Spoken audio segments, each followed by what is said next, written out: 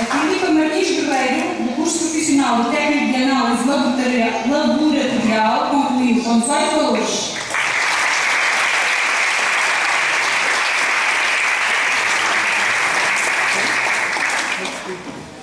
O Diogo António Maricato dos Santos, do curso profissional de técnico de energias renováveis, concluiu com 15 valores.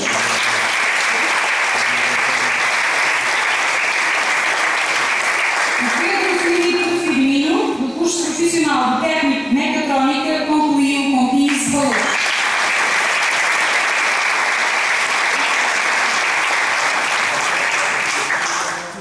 Renixa Larissa Pires Delgado, do curso profissional de técnico de secretariado, concluiu com 16 valores.